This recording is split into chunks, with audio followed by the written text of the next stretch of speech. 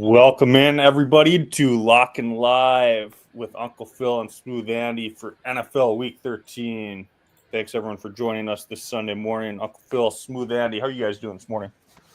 Good, man. Look, yesterday had a lot of fun betting 13 games, but ended up going 6-7 in my notebook. So I am all business today and ready to make back my money.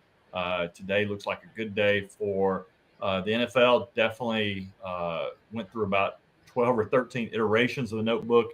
Went over my picks backwards and forwards early this morning. Got the latest info. I'm ready to roll today. Smooth Andy, what about you, man? Good to have you back, by the way. Oh, thanks. Yeah, good to be back. I still got to pick the dogs up later. That's the last thing I got to take care of before I'm fully back to normal. Went 4-4 yesterday.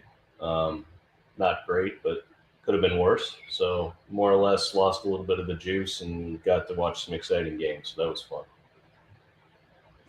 Most definitely. Some good football and a lot of flag planting at midfield. What did you hear about it? Anyways, guys, it's NFL. We're coming into the end of the season. How are you guys feeling about the week? Yeah, I like the week. I really do. I like the week. Definitely some good games this week.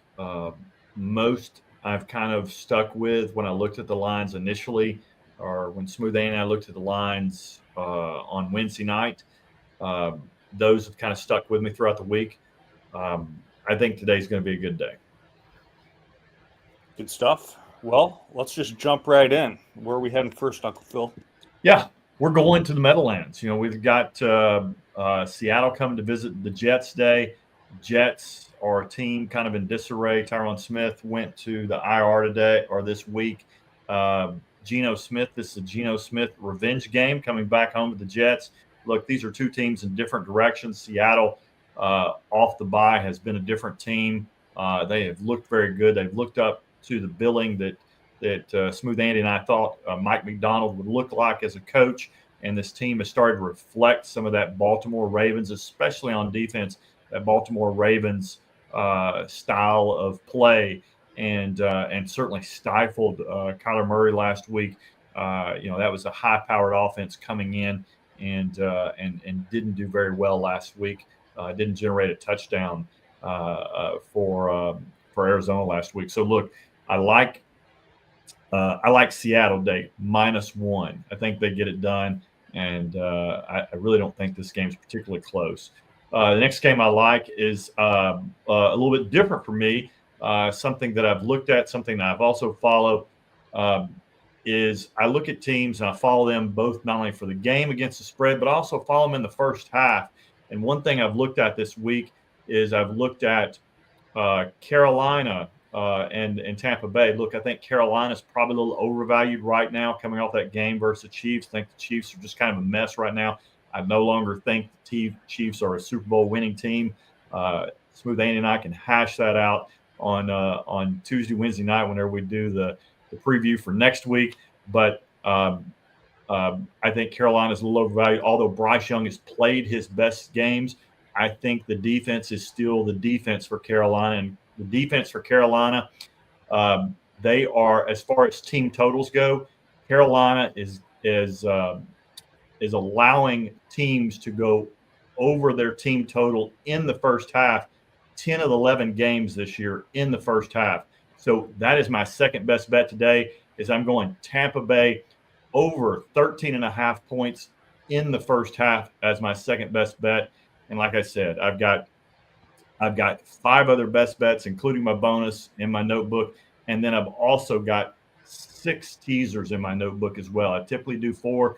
This week I'm going with 6. I feel really good about those, and that's where it hit. So 7 sides in my notebook, totals and first half overs and maybe some first half unders and things like that, but also 6 teasers. So combined 13 total picks there. So look, I'm ready to make some money today.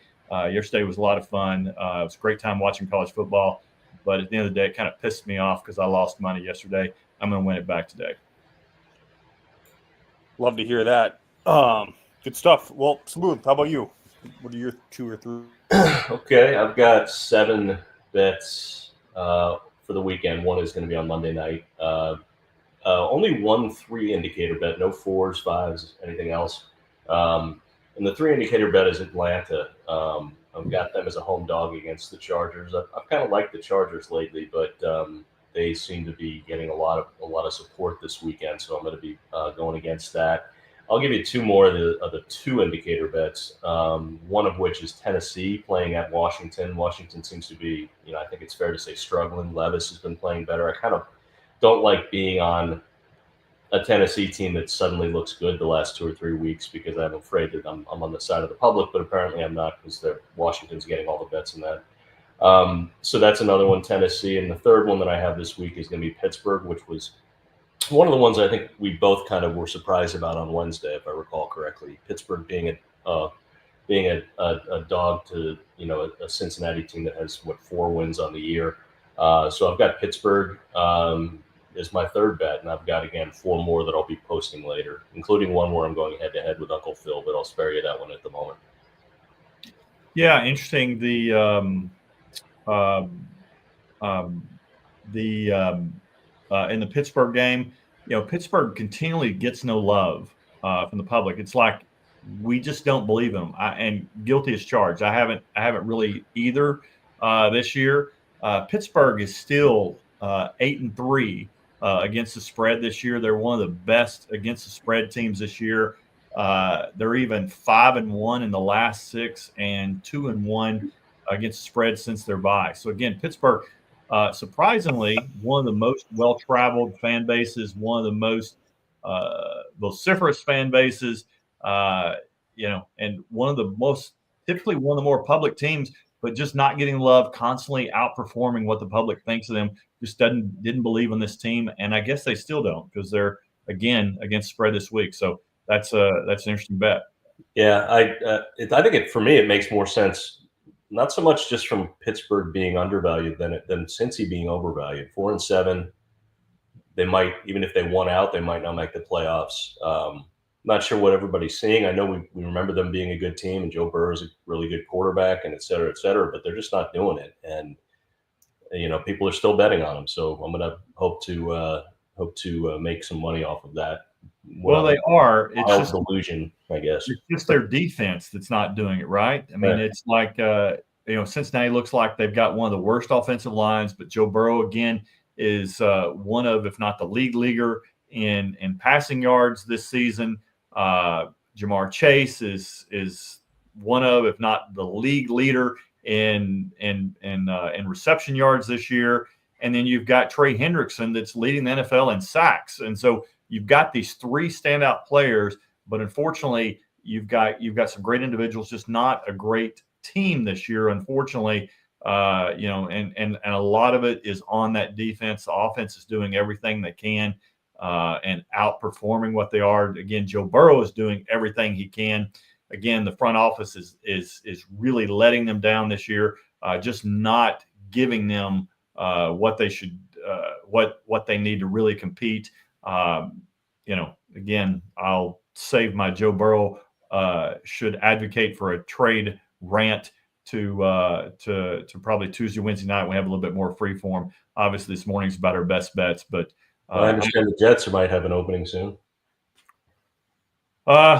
Yeah, one sinking ship to another, right? I wouldn't go from one dysfunctional organization to your point to another, but look, there's an opportunity. There's some teams that need a quarterback that are quarterback away, and Joe Burrow would fit in nicely there. But we'll lest we digress, we'll continue on this morning.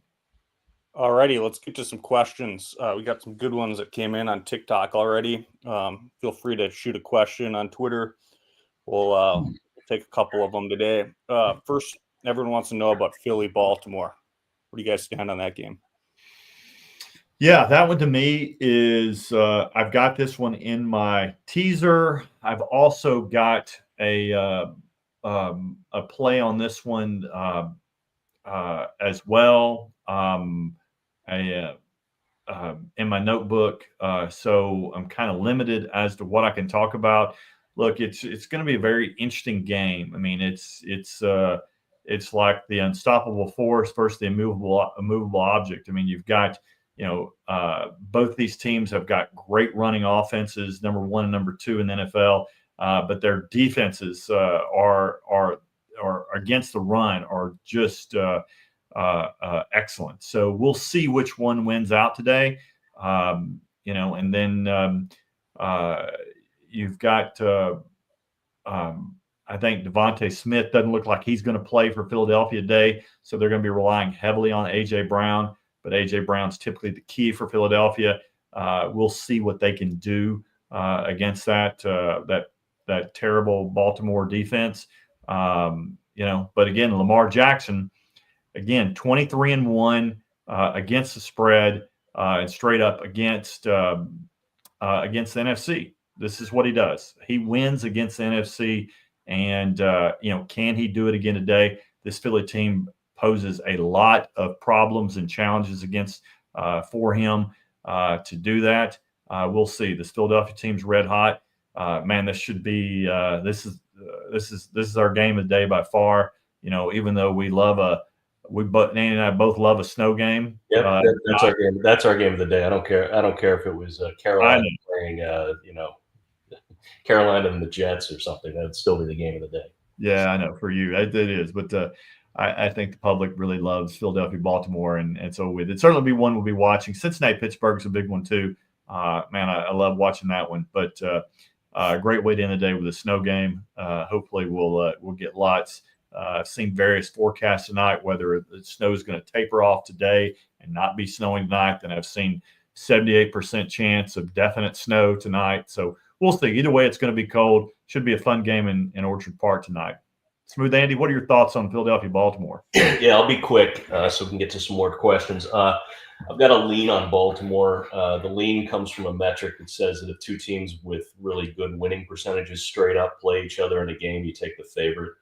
And it has a pretty good, historical outcome. So in this case, Baltimore and Philadelphia both meet the mark of being good enough straight up records, and Baltimore is the favored team. So Baltimore is the one, but it's just a lean for me. So it's not going to make my card. I really wanted to have a bet on that game, but I'm just not going to force myself. So, yeah. Well, I went ahead and added 2 bets on this game. Again, one is a teaser and one as a side that I'm playing in this game. So anyway, it should be a great game, and I'm glad that that it made my card, that I'm going to be watching it and playing it. Yeah, I'm jealous. Sweet. Let's go to some questions. We got a question on TikTok. He says, I'm in Survivor. Would you go Vikings, Bucks, Bills to stay alive? There's 63 entries out of 18,000. Man, that's amazing. First of all, congratulations. You said Bucks, Bills, or Vikings. I don't trust the Vikings right now, especially the way Sam Darnold's been playing lately. It would be Bucks or Bills, and typically in a Survivor, you take a home team. So I'd go with Bills for that, just on general principle.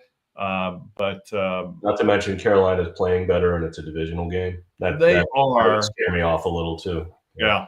Yep. So I would take Bills. Just it's a home team, and again, it's a team I trust in the elements. I don't really trust San Francisco to go outdoors and play, especially without Trent Williams and without Joey Bosa or Nick Bosa. Best of luck today, man. Next up, we got a question from T-Mac. He says, Cards plus 3.5. You like that? Yeah, didn't make mine.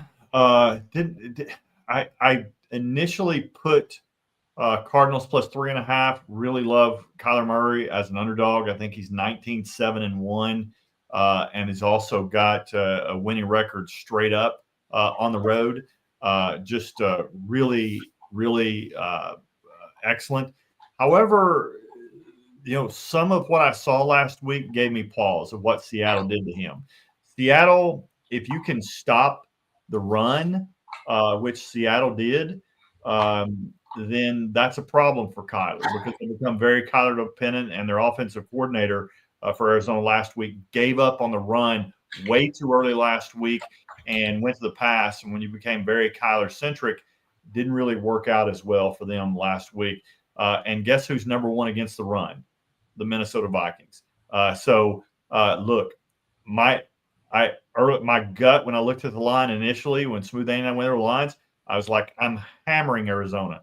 But the more I dug into this, I think Minnesota's the play, and I stayed away from it. But again, I don't trust Sam Darnold, and I don't trust Minnesota right now offensively enough to do that. The other thing I don't trust is Brian Flores. Brian Flores at the end of games goes in this stupid prevent defense and just allows team to march down the field and get the backdoor cover. And so for that reason, I mean, he did it last year against Chicago in a game that just ruined me on a survivor game. And then he did it against Chicago again this year. It's him. I mean, he's like great during the game, but at the end of the game, he'll give up that backdoor. And so, look, for all those reasons are why I stayed away from it.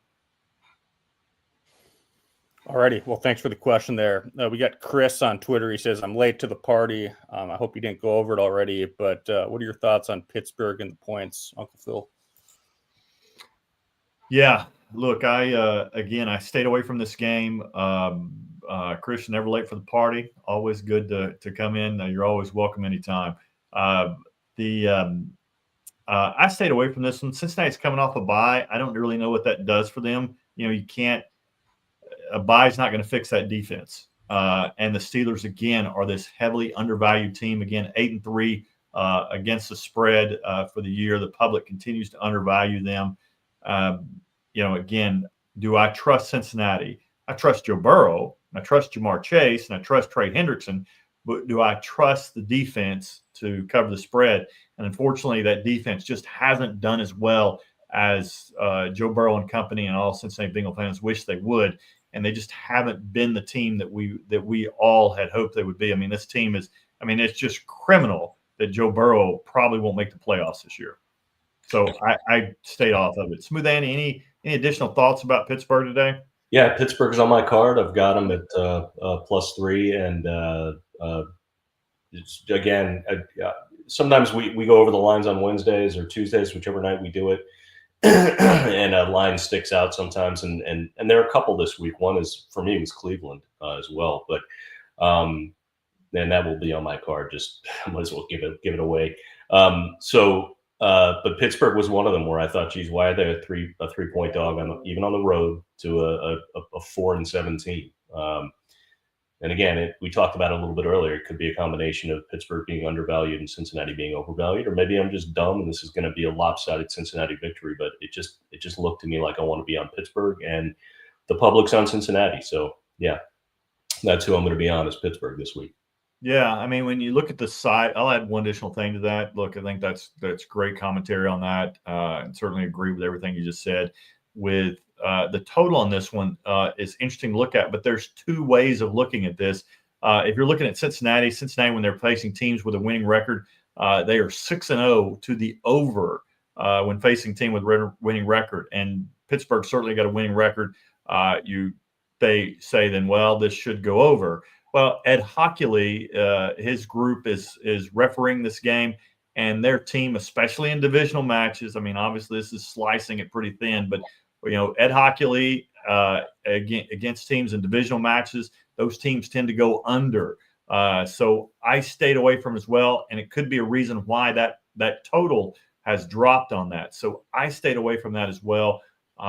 Look, it should be a great game. Again, I'm playing it in my notebook, but I'm playing it on a teaser, and I like that better, and that's where I'm playing it.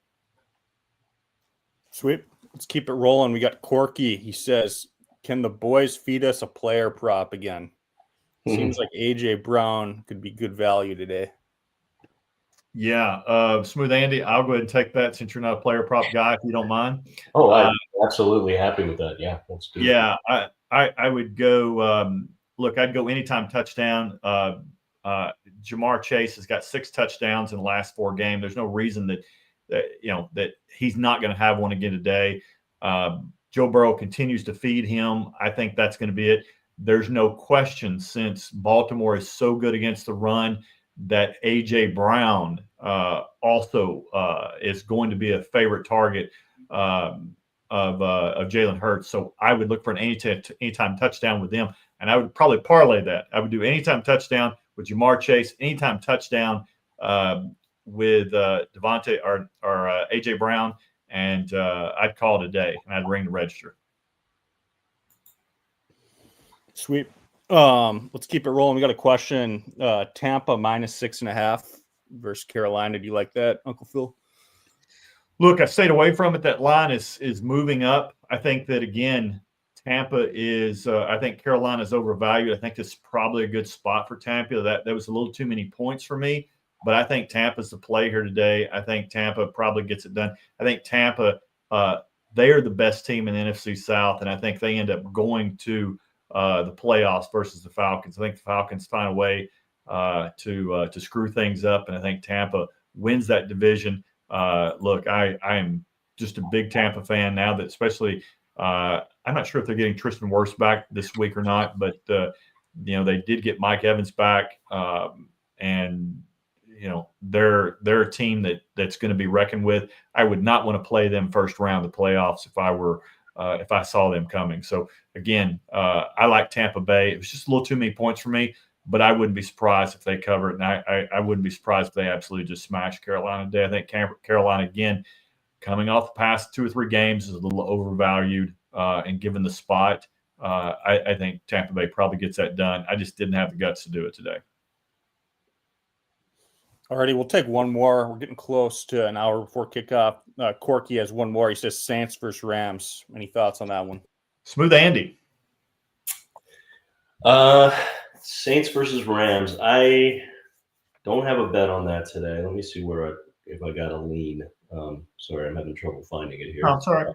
Take your time. Okay, there it is. Yeah, I got a lean on the Saints. I don't recall which indicator it was. It just didn't end up being lopsided and public and the kind of thing I'm always looking for. So lean on the Saints for me, but no bet for me on that. Look, I didn't play this one, but I came really, really close to playing this one. This to me seems like a Rams smash spot for me. I think Tampa Bay, again, this is an opportunity that Rams have come off a couple toughful games. I think they kind of get back to their business day. I think that the Saints are overvalued. I think the Rams are undervalued in this particular spot. I think the Rams typically take care of business. The Rams, they are 5-1 against the spread as road favorites since 2022. I just think that the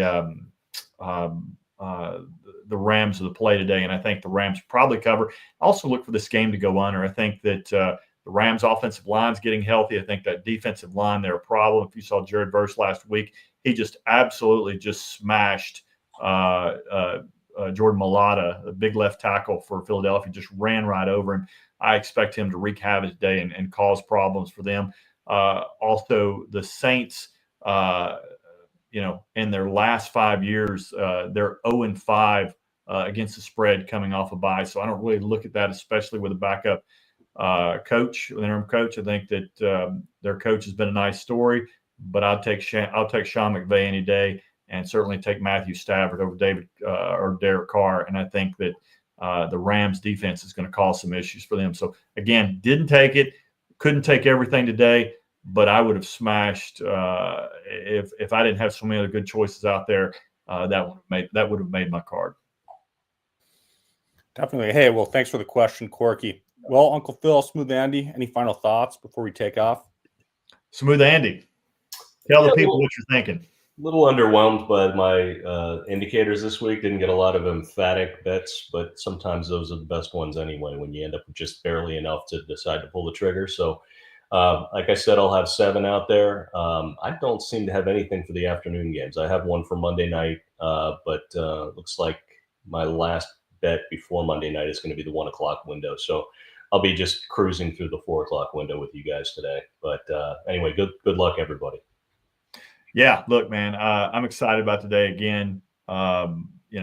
Yesterday Ended up a little ahead just because I smashed my bonus pick yesterday, but all the games I end up going 6 and 7 in my notebook. So I am here determined to get my money back today. I am in my Tiger Woods red shirt today, and I'm ready to make some money. So, guys, hey, thanks for tuning in. Really appreciate you spending your Sunday morning with us. Thanks for the follow and the likes. Please follow Smooth Andy at Smooth Andy 5 on TikTok. I'm at Uncle Phil's Locks across the board. Guys, thanks for tuning in. Let's have a day, guys. And as always, guys, let's roll.